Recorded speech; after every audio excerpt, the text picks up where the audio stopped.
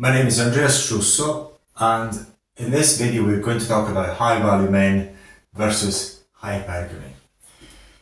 What we define by a high-value man is somebody who's worth more than £5 million, who's got a very strong frame, is not weak, and is quite ripped physically. So this is our definition. You can change the definition as you wish. And this is the type of person we're making this video for. Is not the average man, okay? So, we're talking about hypergamy because we need to understand, we need to make clear what attracts women to men. And we know already what attracts us men to women. It's very simple. Body, youth, facial symmetry, to some standards. It's very well defined and universal. What we like in women, you can study that in evolutionary psychology. Experiments on what we like in women, what beauty is very well defined. So there's no topics for discussion. It's very well defined. It's very simple for us. But what attracts women to us men is what triggers attraction. Attraction is a concept called hypergamy. That means that what we mean by that is that women tend to date upwards socially and also genetically.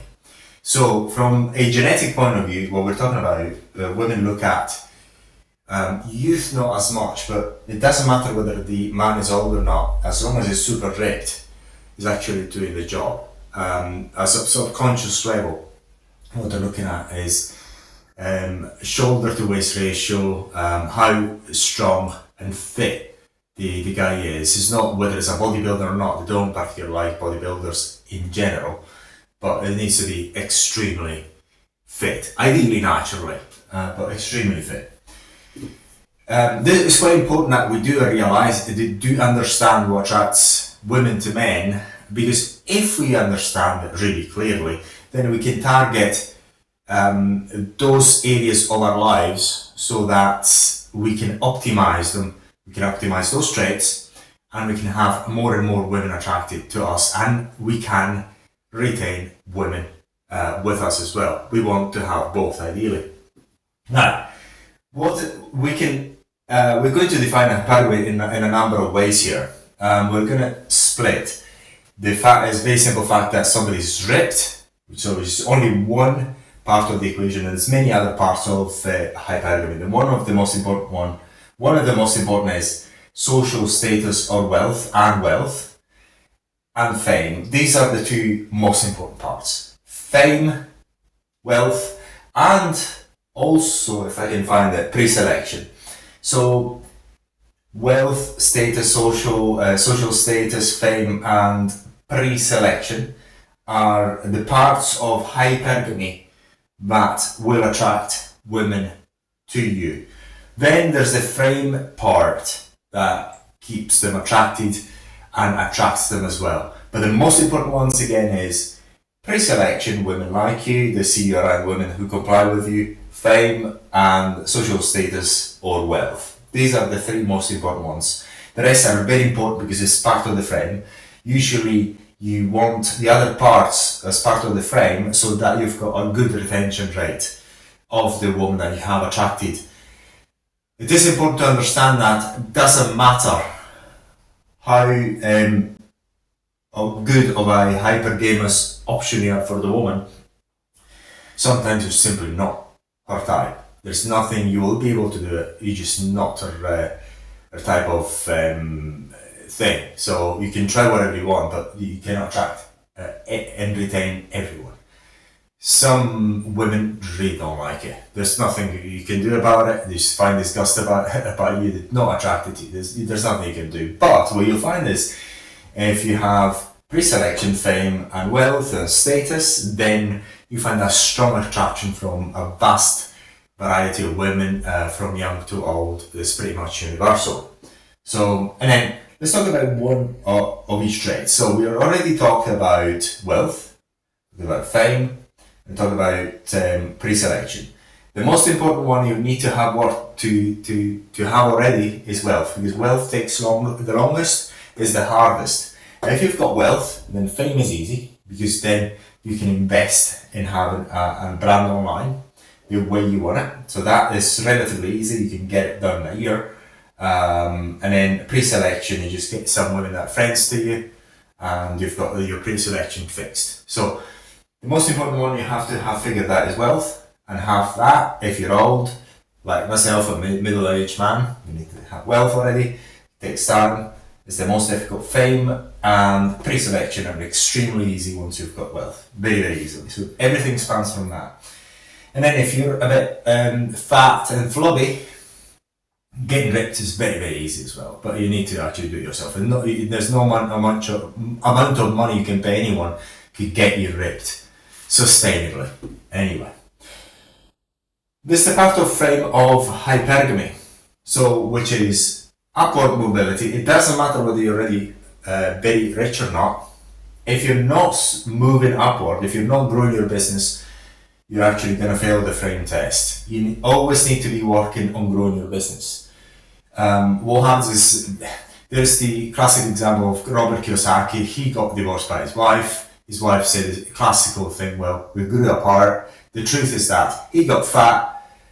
He stopped growing and challenging business growth as he should have, and it also did not do really well with Dread because he'd never had any other woman other than his wife. He never cheated on the woman, never cheated on his wife.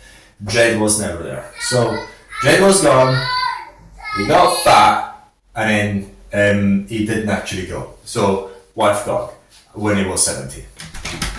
And what this is very important that you've got as many traits as possible. So you need to always grow. You need to have the drive and ambition that usually young men have.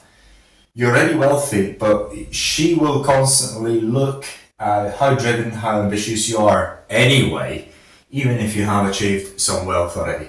And she's seen pre-selection. Never forget about Dread. Dread needs to be there. It's not difficult. All you have to do is just don't live with a woman, or don't have the woman to move in with you. That's very easy to do. And if you want, you can actually spice it up by not answering the phone exactly every time she, even if you're there, then you can answer the phone. Don't answer it. But if you're a busy man doing these things, growing your business, you don't have time to answer the phone all the time. You can have your secretary to take the phone for you. So restlessness is part of drive and ambition. You need to be restless.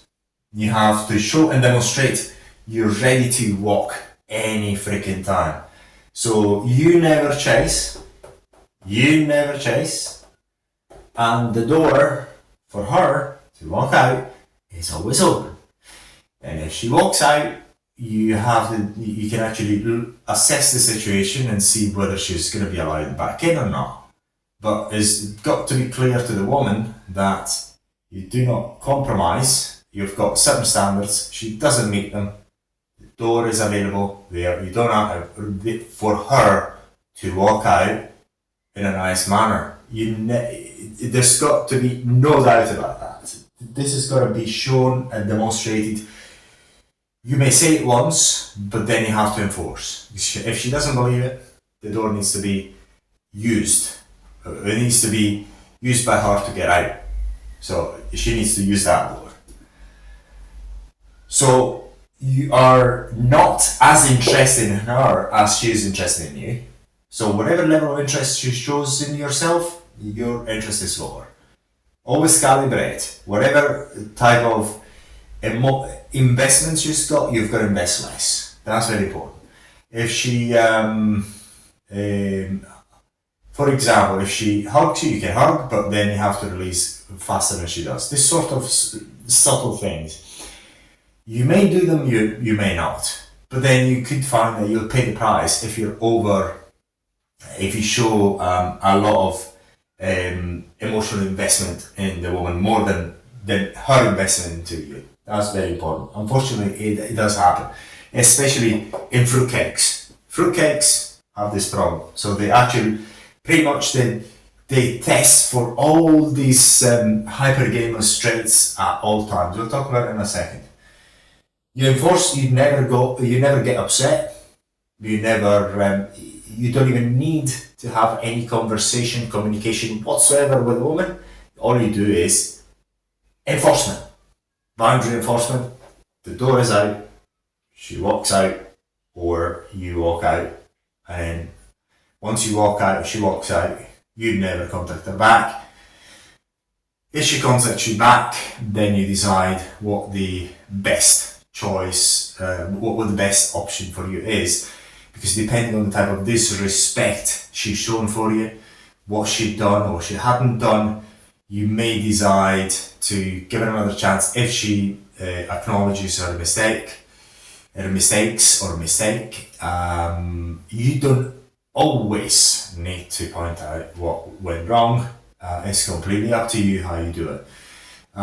In many cases, these fruitcakes women just go around and just actually do it on men. Well, they're just basically a bit bitchy and all that, and then they say, well, you ask them, what's wrong? I said, nothing's wrong. A bit bitchy, it's very super bitchy face, nothing's wrong. And then at some point you ask again, and they go, well, you should know yourself. This sort of behaviour, obviously, this is another red flag. She needs to go. If she does that, she needs to go. By the way, when she goes, when you ask her to go, do it, and when you enforce boundaries, you really need to do it extremely politely. Very politely. It's not just the legality of things, but if you just do this sort of thing with extreme gentlemanliness, if you're very gentle and polite in doing it, the effect is even much stronger. It just sends a very, very strong signal to the woman. Never, ever lose your cool. So never be emotional with a woman. So, you never cry. You never say, oh, I miss you. Never, ever. You never say you love her. Ideally, you shouldn't. You love your children. Don't say you love her. In my case, it's true. So, do not engage in any arguments that she brings up. No arguments.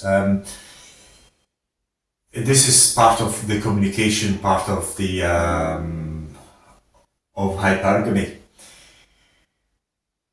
You may want to communicate with a woman as you do with a man, but then you have to make an assessment if and when she starts to test you.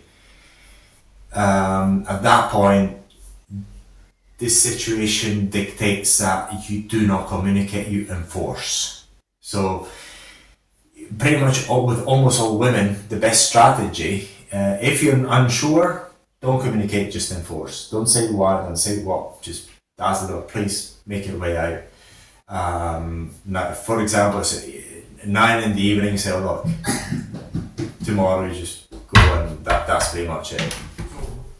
Then, what you do, so you don't engage in arguments, and you always show courage. Courage is part of the upward mobility, the drive of ambition, but is also, you show courage when you show and demonstrate that you're very ready to walk, or she can walk out of the door, so you can enforce those boundaries. This is also courage. So if you just do a few of these things in connection to frame, then you'll be pretty much covering most of the stuff.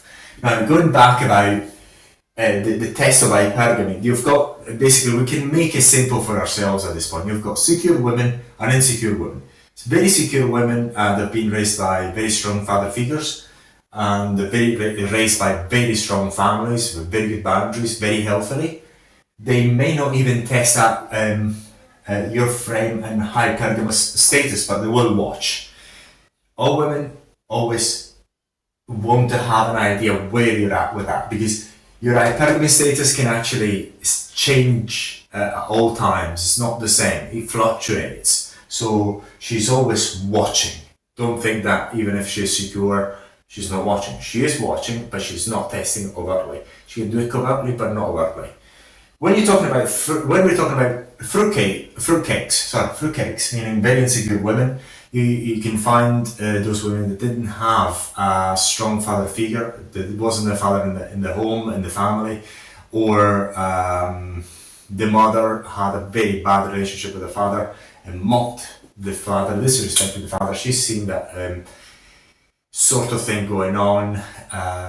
Also, what you usually find is sort of insecure women in single mothers for a number of reasons.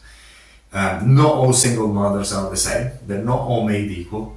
But you find, if you want to look for fruitcakes to help you with your frame, as I made another video on that, you have to date single mothers. You'll find a good amount of fruitcakes there, and they will test your frame repeatedly and relentlessly, overtly, non-stop, almost 24 hours.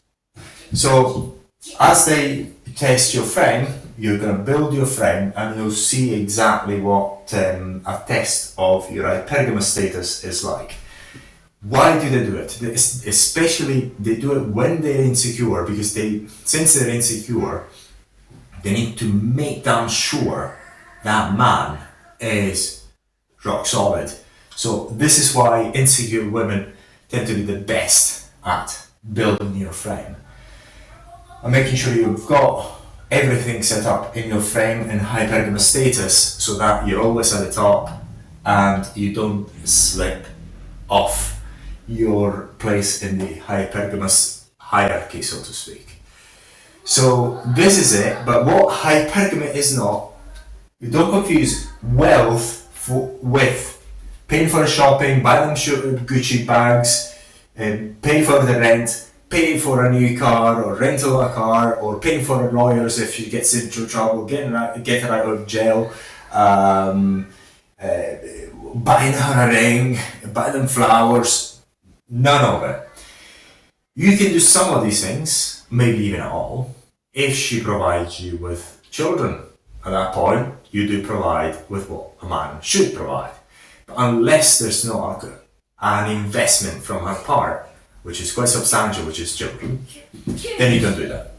This is my advice. If you want to do it, you do it at your own risk.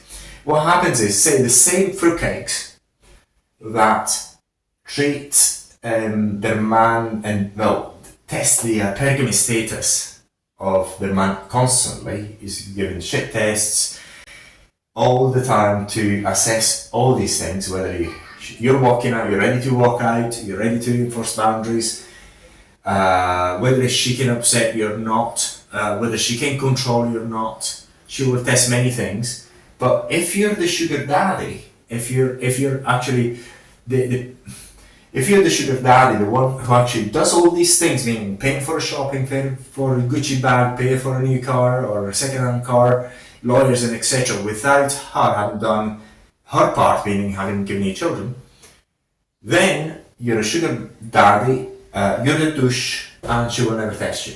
Basically, the dynamic of the same woman, the exact same woman, the same fruitcake, will treat these two men completely differently. They will treat this guy, the sugar daddy, as a king, as the boss. They will be very present, they will be very accommodating with you, whereas they will try not to be accommodating, they will try to challenge you, they will try to resist doing the dishes, they'll try to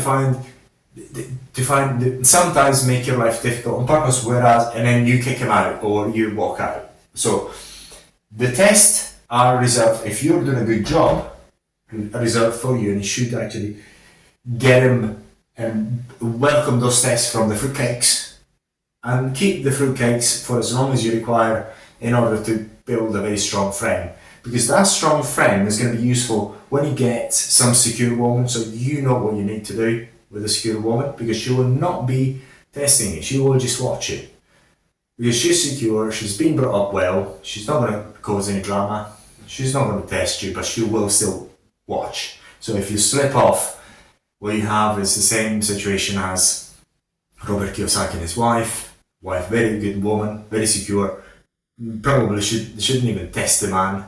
You just watch and say, oh, forget this, I'm just gone.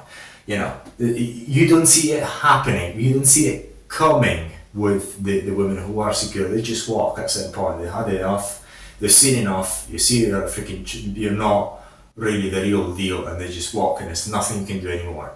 So this is why it's important to have a very good strong frame and get the fruitcakes to help you build it. So this is pretty much it. What I wanted to say is, as long as you've got a strong hypergamous status, then it doesn't matter what you do to the woman. Mean it to a certain degree, of course. You can bore her, so she can be as bored to death, whatever she. You don't need to entertain her at all. You can have even other options. She will tolerate it and she will be happy to be part of your life. She will do the dishes. She will stop with feminine crap. She will delete her Instagram. She will not. She will block all her exes and all that. She will do that. All these things automatically, as long as you prove to her that you're a hypergamous top.